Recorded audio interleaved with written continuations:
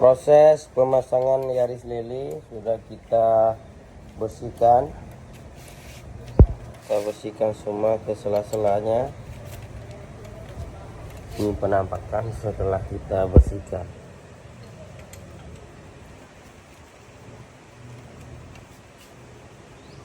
Mudah-mudahan tidak ada kendala apa-apa. Sekali start langsung mau dan tidak rewel-rewel dia.